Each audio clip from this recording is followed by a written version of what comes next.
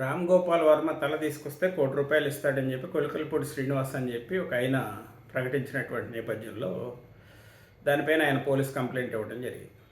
దీని నేపథ్యం ఏంటంటే ఇతను వ్యూహం అనేటువంటి ఒక సినిమా తీశాడు రామ్ గోపాల్ వర్మ. ఆ వ్యూహం అనేటువంటి సినిమాని మామూలుగా ఎవరు పట్టించుకోకపోతే ఆ సినిమా రిలీజ్ చేస్తే ఆ సినిమా మహా అయితే ఒక రోజు ఆడుతుంది, మహా అయితే ఇంకా అంతకంటే బాగా ఆడితే 2 రోజులు ఆడుతుంది, అంతకంటే ఎక్కువ ఆడవు. ఆయన ఇంత పూర్వం కూడా చాలా సినిమాలు తీశాడు, మనం చూసాం. ఏది కమ్మరాజ్యంలో కడపరెడ్లు అన్నాడు, లేకపోతే వంగవీటి అనేది సినిమా తీసి రంగగారిని కాస్త తగ్గించి చూపించే ప్రయత్నం చేశాడు. రకరకాలైన సినిమాలు ఆయన తీస్తూ ఉన్నాడు. అది ఏంటంటే ఆయనకు ఒక రకమైన ద్వేషం, ఒక కుల ద్వేషం, లేకపోతే మరి ఆయనకి ఎందుకో అర్థం కానటువంటి కొంతమంది వ్యక్తులపైన ద్వేషం. పర్టికులర్గా చిరంజీవి గారి పవన్ కళ్యాణ్ గారు అంటే అతనికి పడదు.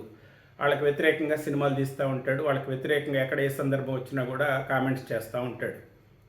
సరే, ఏదేమైనా ఇప్పుడు ఏంటంటే ఈ సినిమాలో చంద్రబాబు నాయుడు గారిని, లోకేష్ని, పవన్ కళ్యాణ్ గారిని, చిరంజీవి గారిని వీళ్ళందరినీ విలన్గా చూపిస్తూ జగన్మోహన్ రెడ్డిని హీరోగా చూపించేటువంటి కార్యక్రమం, కాంగ్రెస్ పార్టీని కూడా దాంట్లో విలన్గా చూపించినటువంటి పరిస్థితి.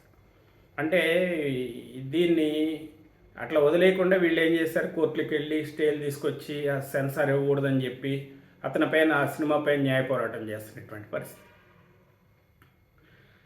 నా అభిప్రాయం ఏంటంటే ఇలాంటి అనవసరంగా హైప్ క్రియేట్ చేయటం, ఆ సినిమాని పట్టించుకొని జనాల దృష్టి అంతా సినిమాకు పోయేలాగా, సినిమా మీద పెట్టేలాగా అనవసరమైనటువంటి హైప్ క్రియేట్ చేయటం తప్ప అసలు ఆ సినిమా చూసేవాడు ఎవడు ఉంటాడు?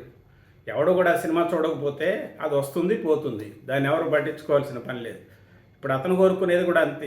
అదే ఏంటంటే ఈ వివాదాలు సృష్టిస్తే ఆ వివాదాల్లో ఆ సినిమాకు పబ్లిసిటీ వస్తే ఆ సినిమా కాస్త 4 రోజులు ఆడుద్ది అనేటువంటి ఆశ అతనికి. నాగబాబు గారు కూడా అతనికి ట్వీట్ చేయటం, ఆ ట్వీట్ని రిప్లై ఇవ్వటం, అలాంటి పట్టించుకోవాల్సిన అవసరం ఉంది. అలాంటి అటు గాలికి వదిలేస్తే గాలికి పోతాడు అంతే.